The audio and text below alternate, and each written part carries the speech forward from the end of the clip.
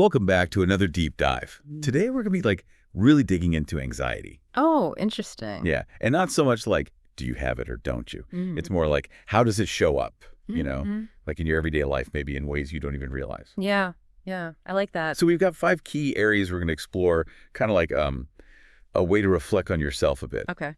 And, this isn't about diagnosing anything. It's more for helping you get a clearer picture of your own experiences, Yeah, what's going on for you. that makes sense. Yeah. So let's jump right in. Our first area is all about emotional awareness. Interesting.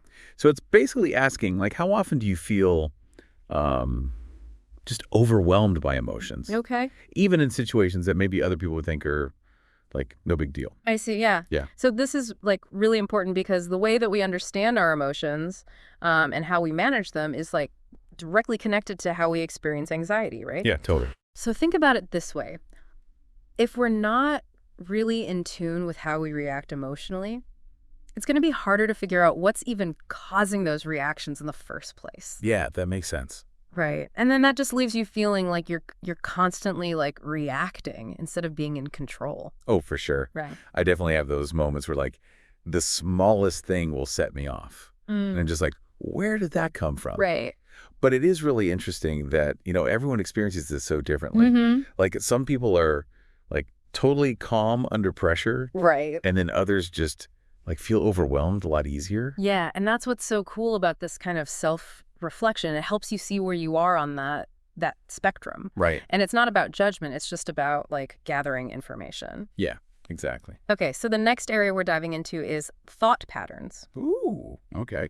So this is all about how your mind works when you're, facing something uncertain, a problem, something like that. Okay. So do you find yourself immediately jumping to the worst case scenario? Oh, yeah. Or are you more solution focused? Definitely more of the what if spiral person. Right. But sometimes it's so hard to catch yourself doing it. Yeah. And this is where it gets really interesting because our thoughts can actually make our anxiety worse. Oh, totally. Because a vicious cycle, right? Yeah. The more you focus on the negative stuff, the more anxious you get, which leads to more negative thoughts. Yeah. So this question is really helping us see if our thought patterns are actually helping us when we're stressed or making things harder. Yeah. It's are your thoughts working for you or are they working against you? Right, exactly. Okay, so we've got emotions, we've got thoughts, and now we're moving into the physical sensations. Okay. This area is looking at how often you experience physical symptoms of anxiety. Okay. So things like a racing heart, sweating, maybe you feel like your stomach's in knots.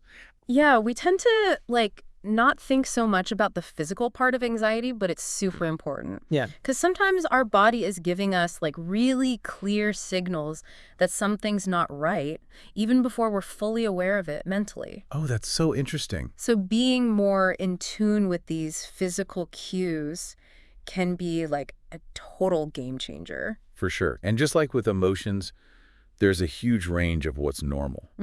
Some people might not get these physical symptoms very often, but others have to deal with it all the time. Right. It's about figuring out what's your normal. Exactly. And how intense is it? Because if those physical sensations are so strong that they're interfering with your everyday life, that's a sign that maybe you need to find some extra support. Yeah, that makes sense. Okay. So the next area we're going to dive into is social interactions. Okay. So this is about how you feel in social settings or when you're meeting new people. Do you feel comfortable and at ease, or do you find yourself, worrying about what people are thinking or if you're going to say the wrong thing? I think this is something that a lot of people can relate to. Yeah. Social anxiety is so common, and it can show up in so many different ways. Totally. It might be avoiding big groups or dreading public speaking, or even just feeling nervous about making small talk. Right. So this question is really helping us understand just how uncomfortable we feel in these situations and what might be causing it. Yeah. I mean, sometimes even just thinking about certain social situations can be enough to make your heart race. Right. But again, there's a whole spectrum. Yeah. Some people are total social butterflies. Right. Others need a bit more time to warm up to people, and that's totally fine. Totally. It's all good. Understanding where you are on that spectrum is really useful, and it can help you approach these social situations in a way that just feels more comfortable for you. Yeah. Okay, ready for our last area. Yes. So this one is all about coping mechanism. Okay. And it gets to the heart of like how you respond when you're feeling anxious. Mm-hmm. Do you have healthy ways of dealing with it, things you turn to like exercise or talking to a friend? Mm-hmm. Or do you avoid the situation altogether? Or maybe rely on things that aren't so good for you in the long run? Yeah, yeah. I love this question. It's like getting real with yourself. Right. Like taking stock of your toolbox. Mm-hmm. Do you have the right tools to deal with anxiety? And are you even using them the right way? It's not just about having the tools, though. It's about knowing when to use them. Yeah. And being open to finding new ones if what you're doing isn't working. Yeah. Sometimes we need a little bit of extra help to get through those tough times. Yeah, absolutely. Okay, so we've gone through these 5 main areas, right? Yeah. And now you're probably thinking, okay, this is great, but what do I even do with this information? Yeah, exactly. Like, where do we go from here? Right. So here's where things get really interesting. Think about each one of those areas. You know, the emotions, thoughts, the physical stuff, social, coping. Think of those like pieces of a puzzle. Okay. Yeah. And when you start to see how they all fit together, that's when you get this like way clearer picture of your own, anxiety patterns. It's like this connect the dots puzzles, Yeah. right? You're like, oh, wait, I see it now. Exactly. But I am curious about like how we can take this beyond just like knowing about it. Yeah. And actually use it to manage our anxiety better, in a practical way. Right. That's where understanding it all really comes in. Once you see your patterns, you can start to like come up with strategies that actually work for you. Well, that makes sense. For example, let's say you realize the physical sensations are like the first clue that anxiety is starting to creep in. Okay. Yeah. So maybe you start noticing your chest feels tight or your heart's racing. So instead of ignoring those signals, you could actually use them as a cue to start doing some like calming techniques, like deep breathing or mindfulness. Exactly. It's like you're like catching the anxiety before it really takes hold. You're getting ahead of it. Exactly. Yeah. Or maybe you realize that, you tend to like spiral into worst case scenarios with your thoughts. Oh, the what ifs. Right. Yeah. So knowing that, you can start to challenge those thoughts. Like ask yourself, is there actually any proof this is going to happen? Right. Is there a better way to look at this? Oh, that's good. It's like you become your own thought detective. Exactly. I like that. Okay, but what about the social piece? Yeah. I know that a lot of people really struggle with feeling anxious in social situations. Right. What are some things that can help with that? Well, first of all, you are not alone, right? So many people experience this. Yeah, it's good to remember. And there are a ton of ways to manage it. One thing that can really help is like gradually exposing yourself to the things that make you anxious. Oh, okay. Start small and work your way up. Like, so if big parties are like totally overwhelming, maybe start with a smaller gathering, just with close friends. Exactly. You build up your confidence slowly but surely. Yeah. Another thing that can really help is focusing on your breathing and just trying to stay present. Okay. When we're anxious, our mind's kind of racing ahead. But by like bringing your attention back to your breath, you can kind of ground yourself, calm your nervous system down. It's like you're hitting the pause button on all those thoughts that are spinning out. Right, exactly. I like that. But what about like the times when anxiety feels really, really overwhelming and you're just not sure what to do? Those are the times when asking for help is so important. Yeah. It might be talking to a friend, a family member, a therapist, even joining a support group. Just remember, you don't have to go through this alone. There are people who understand what you're going through, Yeah. and there are so many resources out there that can help you through those rough patches. Yeah, it's so easy to think like we have to fix this ourselves. But sometimes the bravest thing you can do is actually ask for help. Right.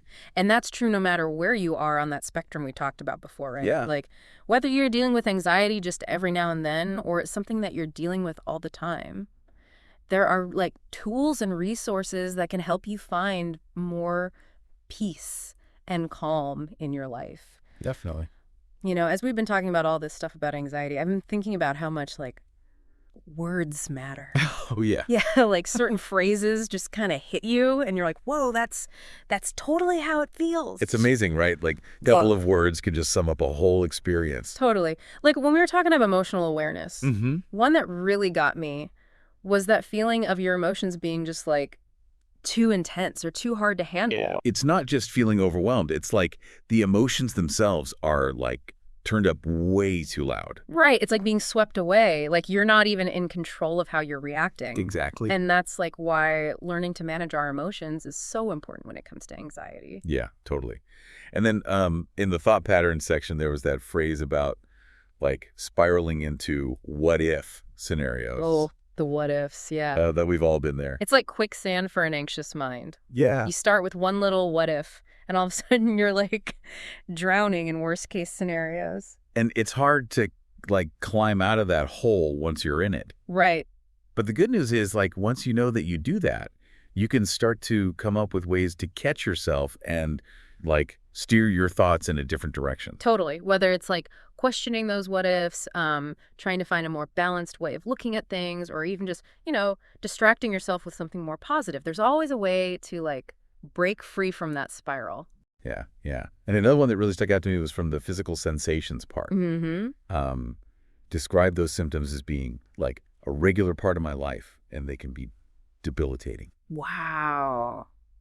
That powerful. Yeah. Because it shows you how anxiety isn't just in your head. Mm. It can have a real physical impact on you too. It reminds us that those physical symptoms are real, Mm-hmm. and we need to pay attention to them. Yeah. Sometimes we get so focused on like the mental and emotional side of anxiety that we forget to deal with the physical stuff too. Right, right. But learning to manage those physical symptoms, that can make a huge difference in how we feel overall. For sure.